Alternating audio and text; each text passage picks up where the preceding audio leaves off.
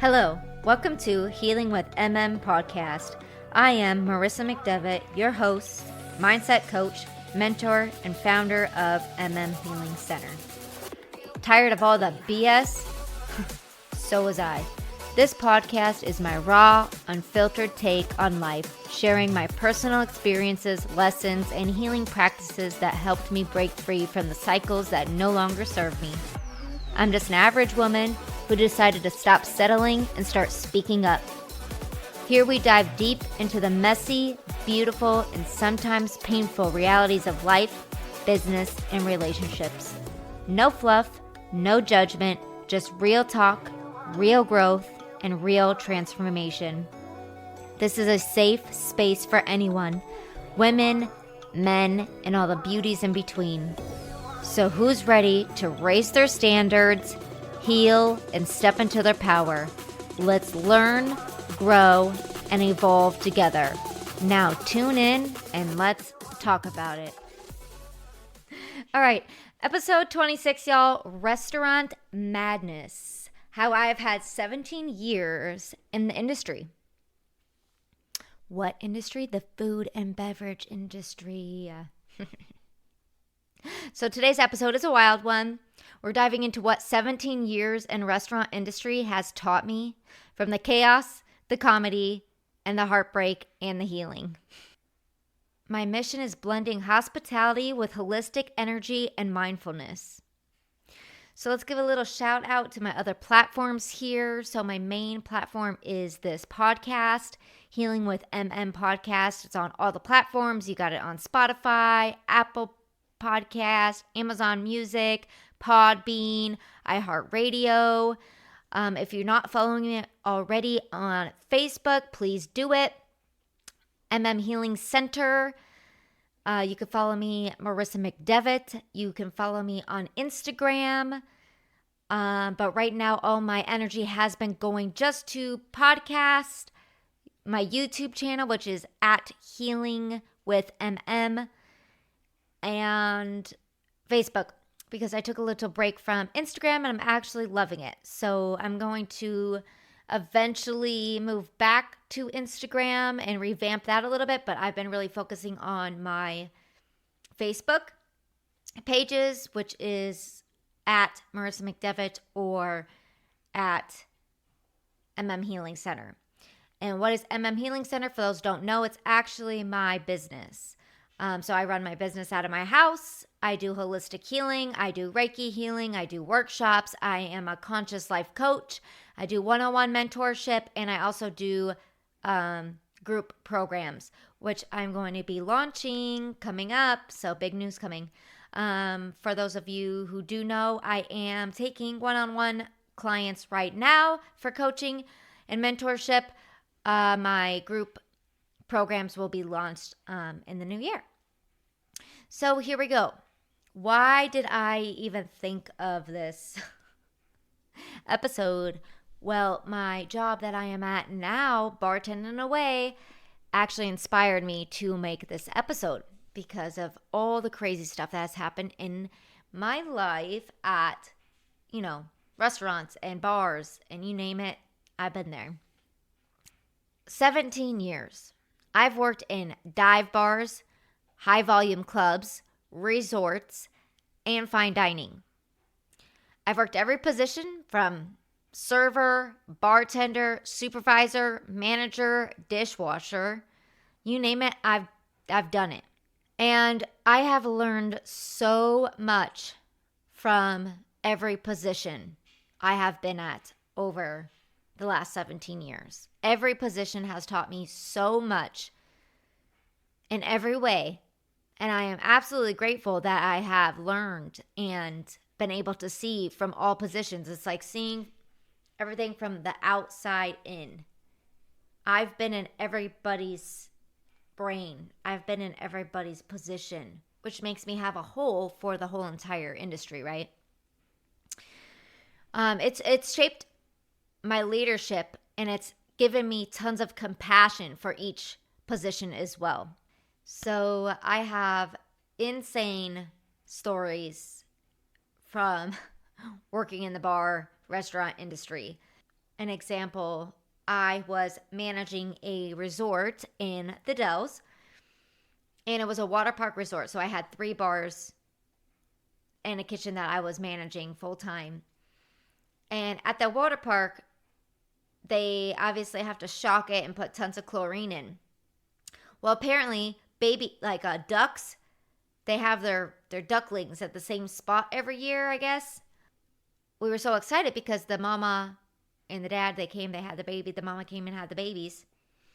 Well, unfortunately, because of the water park being open, they have to shock it with so many chemicals that the baby ducks were dying like crazy. So she started off with I think it was 15 baby ducks. I can't even make it up.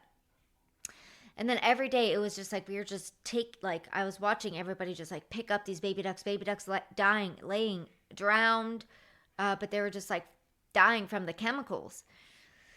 So I couldn't take it anymore. There was 3 baby ducks left out of all of them in a couple days, and I just lost it. I had all the lifeguards in the pool. I had my staff up outside the pool, and we were all running, trying to catch mama duck because the baby ducks were easy to catch. I Googled, how to save the baby ducks, and they said, you want to capture the mom with the ducks. So that's when I learned ducks can fly like a real bird.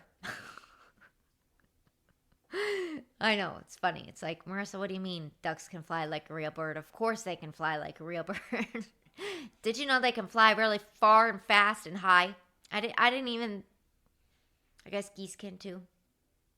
I don't know. I didn't think about it like that. Okay, I thought they were like quails. But they can fly. Mama duck, there was no catching this mama duck. We were out there for a few hours trying to catch mama duck, multiple days. I'm telling you, I had lifeguards in the water. Anyways, long story short, we couldn't catch mama duck. I'm calling the Humane Society. I'm calling the animal shelters. Nobody will take these ducks. I'm crying on the phone because I got baby ducks. I got the one baby duck died in my hand. I don't know what to feed them. I'm Googling what to do. Now I got to run a business, yet I got baby ducks in the back in a crate.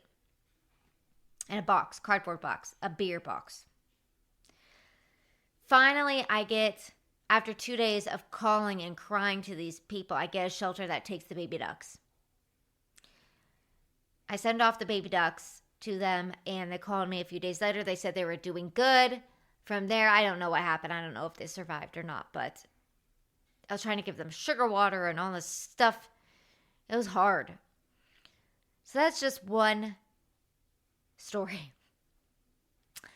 I have another story where I was managing a bar in the Dells, and I was closing. I was the only one on, closing the bar. These 2 guys were drunk, and of course, they get into an altercation, and they start, verbally battling it out, and then they start, beating each other in my bar, and I'm the only one there. I don't even have anybody else in the restaurant. It was just them 2 in the bar. So I'm so I call the cops, because you're supposed to call the cops right away. And I'm what do I do?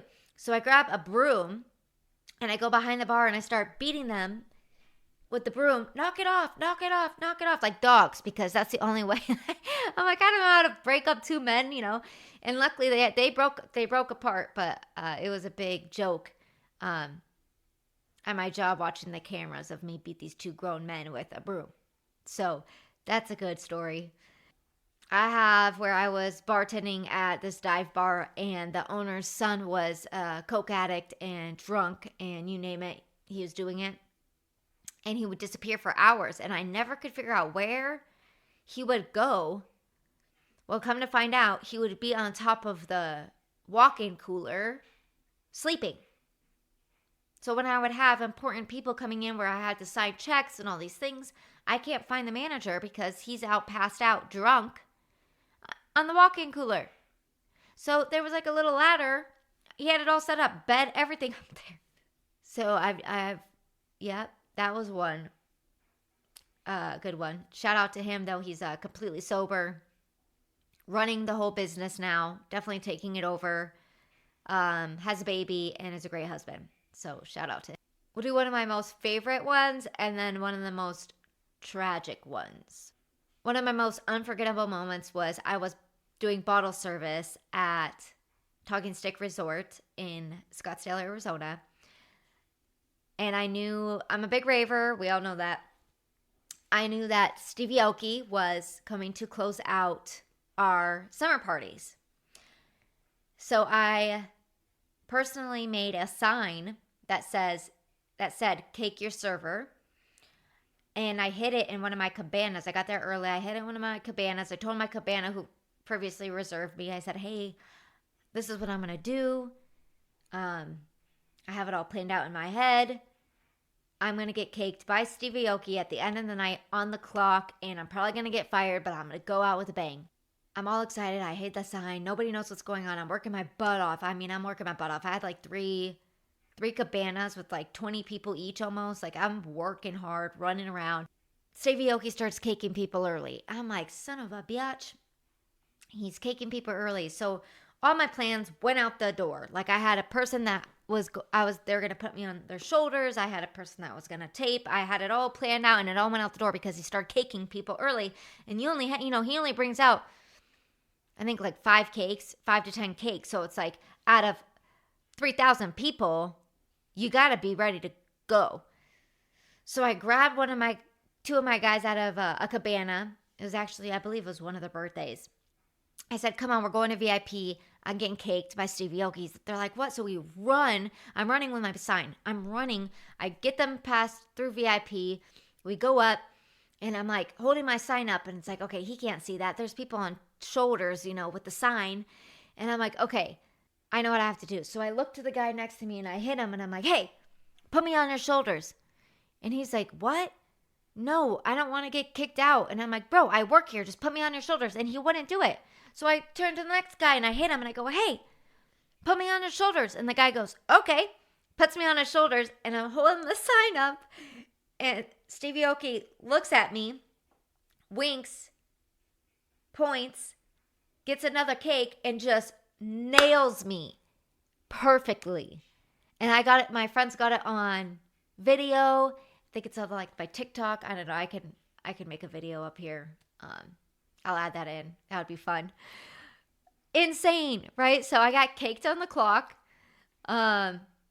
Completely, I didn't think of like the after percussions, just like cake everywhere. Like I literally couldn't even see it, and my hat got knocked off. Like it's everywhere. It was epic. I gave the guy a hug, and that was it. Never seen him again. We went back, and I'm walking back, and everybody's like, "Wow, that was so cool," and taking pictures with me. And then I see my GM. And I'm like, "Oh gosh. All right, here we go." So I'm walking with confidence because I'm like, it's either going to go 2 ways. Good, or I'm getting fired on the spot because they're very strict there. And he kind of goes like this as he's walking towards me. And I'm just smiling because I'm like, "Oh, shoot." And I have my sign. And right before he goes to say anything, a whole crowd of people come running to me. "Can I get a photo with you? Can I get a photo with you? Can I get..." And I was like, wow, saving grace, like fan club for a second. So whatever. My boss starts laughing. He's like, "What did you do?" And I was like, "Oh, boss," is like, "I just got caked by Stevie Aoki on the clock." And he's laughing so hard. He's like, "You're crazy." So whatever. I go put the sign down. I finish out my cabanas. I run inside. All the employees are like, my coworkers are like, "What? Taking photos with me." I got a photo. It's so cool. It was so much fun. I ended up making like almost $2,000 that night. It was such a good night. It was so much fun. The vibes were on. And then I'm like, wow, okay, so I haven't heard anything. I'm not getting fired. Nobody said anything. My bosses are just laughing.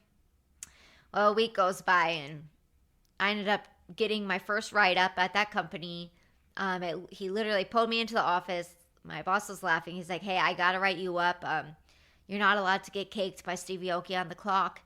And I got my first of many write-ups there, but I got my first write-up. That was my first write-up, was getting caked by Stevie Aoki on the clock at Talking Stick Resort. It was pretty awesome. Fast forward a year later, it was about a year later, my other manager, he called me. I was working the pool, and he called me. He said, "Hey, you need to come inside. I want you to come work the the cafe. And I'm like, why? And they're like, just come on, hurry up. So I'm like, okay. So I put everything down. I run inside and he's like, hey, Stevie Oki's out there. I want you to serve him. I thought that was so cool. That was so nice of them. I'm like, wow, okay, cool. So, I serve them. Everything's good. And then at the end, you're not supposed to bring out your phone or nothing, but I had to show him. I'm like, hey, I showed him the video. I said, you were my first write-up. And he's like, oh my gosh. He's like, did you get in trouble? I was like, no, it's a first write-up. So it's not like I got fired or anything. I'm still here. And he's like, okay. I'm like, but you got me good. One hand. He's like, I did get you good. And he signed a little paper for me. I gave it to my other coworker for her daughter. Her daughter really loves Stevie Oki. So he signed a little receipt paper for her. And I gave that to her. And that was my proud Stevie Oki moment. He is just as genuine as like his documentary and how he seems on stage. He really is. Really cool guy. I wish he would have tipped me $1 million. Just kidding. So, anyways, okay, from high, here's the craziest. I saved this one for last. So I was working at this restaurant recently, like, I don't know, probably a year ago. The craziest thing happened.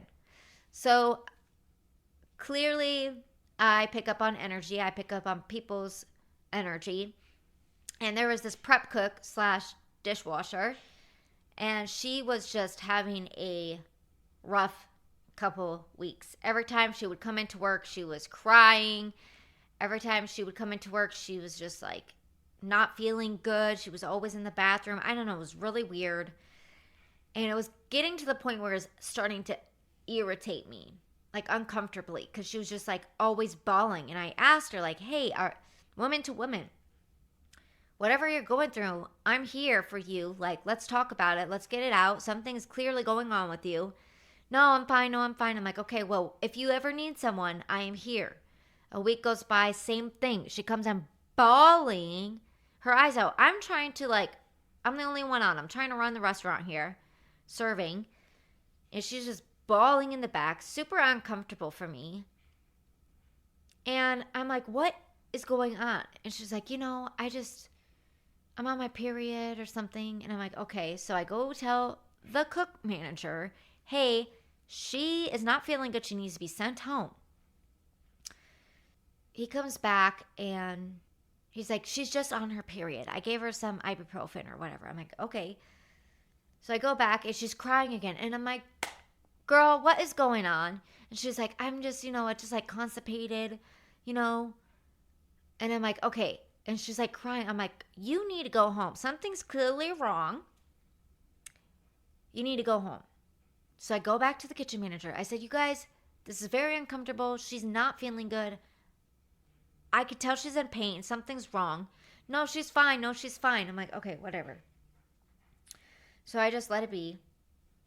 Well, she ends up going to our sister restaurant because she had a shift that night to dishwash. She left. She went 5 minutes down the road to our sister restaurant. Within 10 minutes, she's in the bathroom and she delivered a baby. Can't make it up. She delivered a baby on the bathroom floor. So when she was telling me she's constipated and on a period, she was having contractions. Anyways, she ends up being okay. The baby's okay. Yeah. I don't know whatever happened because she got let go from the company because of, the situation. But literally a coworker had a baby in the bathroom at the restaurant. And the manager had to deliver it. Yeah. Talk about traumatizing for all of us. Her, the baby, the manager. Yeah. I mean, one of the customers had to go help. They just heard screaming in the bathroom, like insane. Insane story, right? Wow. So these are the stories that shaped me. The kind that make you laugh, cry, and sometimes question why you even started in the industry in the first place.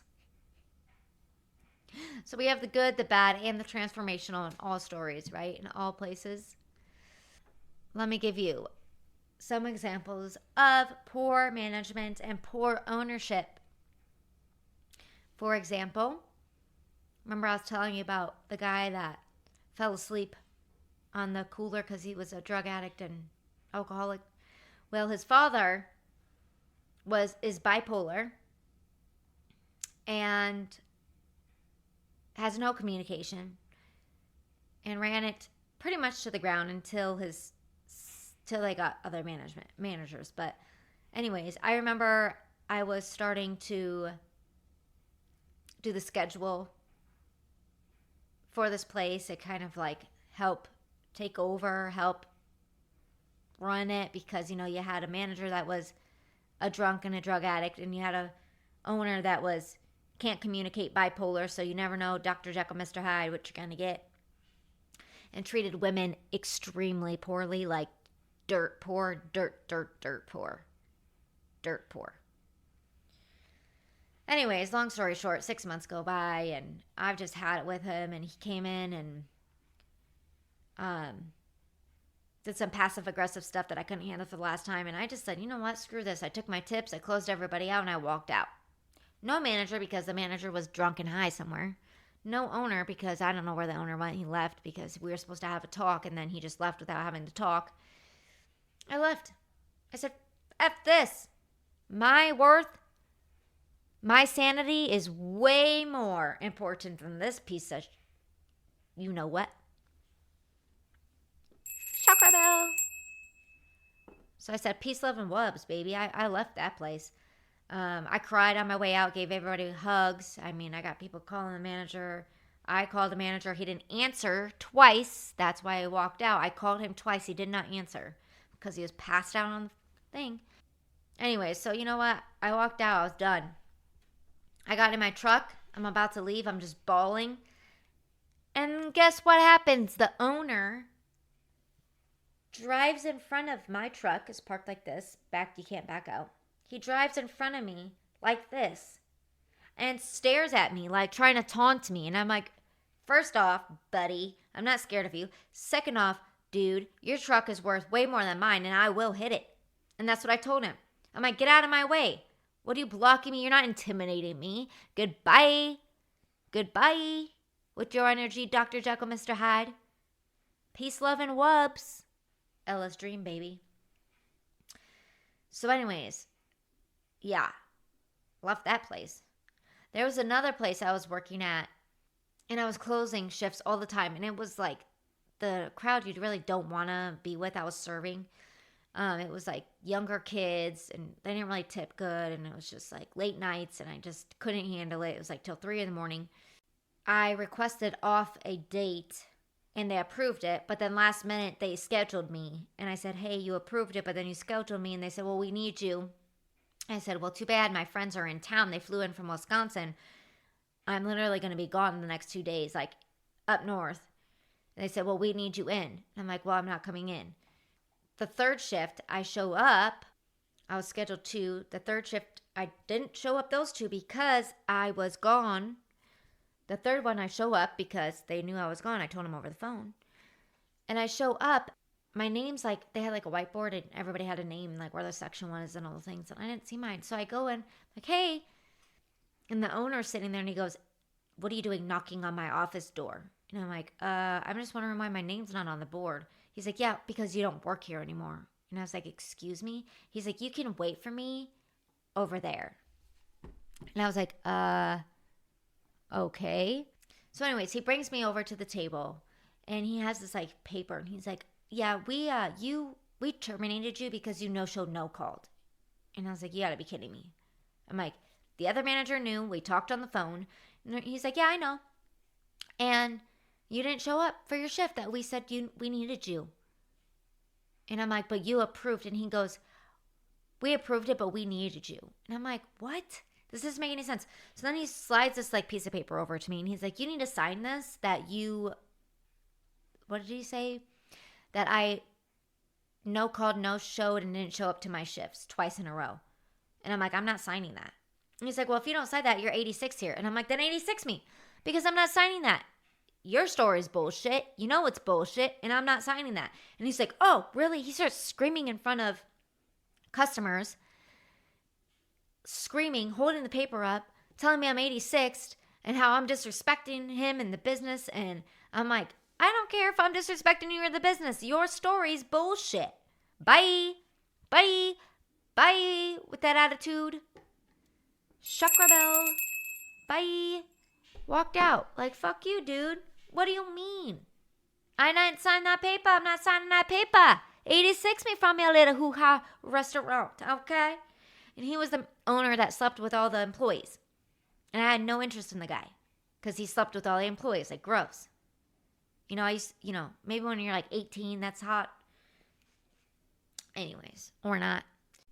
And then I also had the opposite experience where the owners love their business and employees, and it was an unforgettable workplace.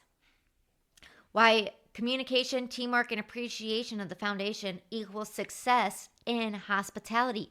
You have to have those three things. Communication, teamwork, and appreciation are the foundation of success in hospitality. It is so important. It is so important to have meetings. It is so important to check in with your employees. It is so important to check in with everybody. It is so important to come out and check the food. That's why chef-ran restaurants are the most successful, where the chefs own the restaurant. If you haven't watched the documentary called Nobu, please do it. Nobu is a outstanding restaurant, now multiple restaurants all over the world, and it is a clear example of a chef-ran restaurant. It is an immaculate documentary and gives you all the reasons and examples and proof of what the difference is between different styles of restaurants. So shout out to Nobu, the sushi place. So what I've been doing recently is merging hospitality with healing. So how I use my holistic practices like Reiki energy and awareness daily in the restaurant I work in now. How I stay grounded, how I clear my energy, and how I manage emotional stress in high intensity environments. Energy awareness matters in hospitality because the guests and your coworkers can feel your energy, people. When you show up to work and you have anxiety and you're stressed out already, everybody's going to feel it. When you show up to work happy, excited, we're here to make money, we're here to vibe. We have to work to pay our bills. We have to work to have fun. Whatever you're there for work, you got to do it. It shows. For example, the first 2 weeks I was at this establishment that I'm at now, it was an absolute shit show. Absolute shit show. Bad. Like that bad. So bad that I almost walked out. And I really needed a job. It was so bad, you guys. No communication at all. Completely ran ass backwards. Backwards. Everybody was like, oh, this is just how it is attitude. It was insane. I've never seen so many people walk out of a restaurant in my life of working in restaurants, and I've worked at dive bars. Okay? So coming from dive bars with high volume to working fine dining with very strict procedures, ties, like suit and ties, and very good proper manners to run the restaurant and service, to then coming to this place and it was completely backwards with tons of management on, not doing management duties. I was like, what is going on here? So much potential. We have amazing craft cocktails. We have amazing scratch kitchen. I mean, our food is outstanding and fresh. Our cocktails are outstanding and fresh. But there's certain things in this business, that they don't do to set their employees up for success. And I know this happens to so many restaurants because I've seen it. Owners, this is a brand new establishment, by the way. The building is 1 year old, 1 years old. This location is 1 years old. Everybody is new, or they've transferred from other stores, but they got retrained. Okay, I'm only 2 weeks old, and I'm like, what the F is going on? Why is everybody set up for failure here? That's what was really happening. It got so bad. I had so much anxiety going to work that I was calling my husband crying. Like, I can't take this. I can't work in an establishment like this. I can't see customers walk out. I can't see the kitchen drowned. I can't see the bar drowned. I can't see the restaurant drowned anymore. I was working with a coworker that day. Two of them. One, extremely lazy and knows that she can get away with a lot because she's pregnant. And then I have another one that's extremely positive, happy, doing it for fun, however, not very efficient. And then there's me who, I take everything very personal. I have a lot of pride in my work. So coming from all these different places and backgrounds, if I don't see my customers at the bar being taken care of correctly, on top of the drinks getting made fast enough for the restaurant, putting it out for the servers, I get anxiety. That's my management in me. That's my pride in me. But I realized it was taking a toll on me. I was ready to walk out. I couldn't take it anymore. And so I meditated the next day. I meditated for an hour on this. Do I quit? Do I stay? Why is this happening to me? What is going on? How can I do better? And the message that came to me was relax. You're taking this stuff too seriously. And I'm like, what? This is life. Relax. It's okay. When you're the only one in the whole entire business stressed out and nobody else cares, why are you caring? I'm like, whoa. Okay, you're right. I took a chill pill. I said, you know what? And my coworker's energy that was very positive and happy no matter what situation was happening kept coming in through my meditation. And I'm like, okay, tomorrow I'm going to try this. I'm going to go in with his energy and a relaxed mindset, not so high strung, because I can be, and just chill. What happens, happens. You guys, I can't make this up. Everything shifted. Everything shifted. I went in. I started making kudos money. Not like $2,000 kudos money, but really good money. I was scheduled with the right coworkers. Not saying that those coworkers weren't right, just the right coworkers. I was scheduled the best shifts. I was meeting people left and right, customers. There was no more walkouts, not even one walkout. All of a sudden, things shifted in the behind the bar. Bartenders started prepping more, started communicating more. The bar chat started going off now. I mean, the communication was happening. The awareness was happening. The positivity, everybody was coming in smiling and happy, no anxiety. The management were paying attention more. The servers were coming up to me and complimenting me still to this day. There was even one server who was always angry and always complaining and always very sensitive man. Always. And I kind of mentioned that to him. I said, hey, dude, I'm like, since I've been here, the first day I was here, they said you're always like this. And I'm like, but I've been here for a couple months and you're literally always like this. I'm like, I don't know. And he got offended, of course, because that's just his personality. And I'm like, I'm just being real. We're all having a good time. I said, I was going through that too. I said, but everything's like chill now. Things are shifting. I said, so you should too. And I smiled at him. He was not happy. I cannot make this up. I didn't see him for like a week. He came back the first shift we were on together. He made cookies. This guy makes cookies. What guy makes cookies? They were good. He made cookies. He's like, hey, Marissa, you want some cookies? I'm like, what? Your mama made those? He's like, no, I made them. I'm like, no way. The guy was smiling. He was helping. He was sweeping when not asked. He was smiling the whole entire time. It was bizarre. I went to my manager. I'm like, look at how he's acting. She goes, yeah. And I'm like, that's weird, isn't it? She goes, that is not like him. I'm like, he's so happy it's making me uncomfortable. But that's how it happens.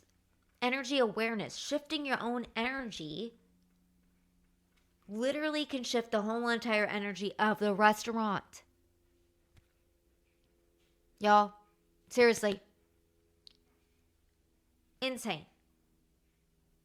Insane. And where does my inspiration come from? Where does building conscious restaurants come from? 17 years of experience on top of read everybody in the industry, management, CEOs, everybody should read Unreasonable Hospitality by Will Goddard. No, by Will Jadara. I'm terrible at last names, okay? Unreasonable Hospitality, look it up. It's lessons from the world's best restaurants, you guys. It is an outstanding book. When I went to work at a fine dining restaurant in Madison, the restaurant manager was reading Unreasonable Hospitality, and she was like, oh, I've been given homework. And I go, that book is outstanding. Keep reading it. Probably read it 3 times because I'm going to read it 3 times. That's how good that book was. I've learned so much, and I have learned to implement what they have said in that book into where I'm at now. And it is shown. Y'all, my restaurant, I was just recognized by the evaluator of all of the corporate. She came up to me personally, shook my hand and said, I've been waiting to meet you. I am so excited to meet you. I'm like, what? And she's like, you have the most reviews, 5-star reviews, Google reviews, than any other employee in any of our restaurants in this corporation. And you've only been here for a few months. She's like, you got bragging rights, girl. And I was like, well, that's cool. Like nobody's ever really said it. It's just like natural to me getting these reviews, right? I'm a very personable person. I have used some tips from Unreasonable Hospitality in my service to serve others. My energy is high vibrational frequency. We know about that. Then we got our evaluations back. And all of a sudden, the head chef's coming to me and saying, hey, thank you so much for being here. You really are badass, and you make it a great addition to the team. I had one of my personal managers, she came up to me that morning. She said, Marissa, I want to be the first one to tell you, we all got our evaluations back individually, and you were the only one in the restaurant that got 100%. And that got notes saying that there was nothing to critique this girl on. She has hit every step of service. She has hit every step of training that we provide. And I have nothing to say but keep doing what you're doing, bringing the energy. I had an employee the same day, a coworker, a server, tell me, hey, I just want to let you know you are a really good worker and you're very professional, and I really like that about you. This bartender does it for fun and really funny. This bartender does it because she's pregnant. This bartender does it for fun because her husband pays for everything. This bartender does it because he's in his own, he was kind of giving examples of all the bartenders. He's like, but you're very professional and hardworking. And I appreciate that. It's cool. It's very awesome to be acknowledged for your energy just by being you. So yes, did I take a step back on my pride? Yes. But did I still do everything up to par? Yes. I just wasn't stressed out 24/7 because I had a team behind me. And now everybody knows me, so they know, I'm on Marissa's shift. They had a back well set up for me when I got there one day because she's like, I know you like it this way because it's more efficient. I'm always talking about being more efficient, setting each other up for success. Okay? That's so important. And why the future of hospitality is heart-centered and conscious. That's what I want to bring. Imagine restaurants led by mindful management, motivated employees, and energized environments. That's what I am going to bring to the industries. I'm integrating holistic healing and mentorship into the restaurant world.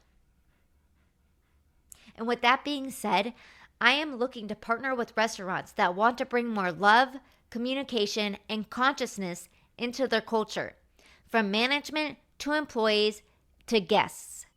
If you have any restaurants that you know that need some more love, communication, and consciousness, please send them my way. Send them to me. You can send any inquiries to mmhealingcenter@gmail.com. I am looking to partner up with restaurants that want to bring this kind of energy into their industry. I have 17 years in hospitality and 7 years in holistic healing on top of just coming out of school for mentorship. This is what I am going to do. This is what I want to bring. Together, let's redefine what it means to thrive in this kind of industry. So every experience from chaos to connection has been a lesson in love, leadership, and energy. And the affirmation I want to end on is, I bring light, love, and presence into every space I serve. My energy nourishes others as much as any meal. Through kindness and awareness, I turn service into soul work. And with much love, have a beautiful day.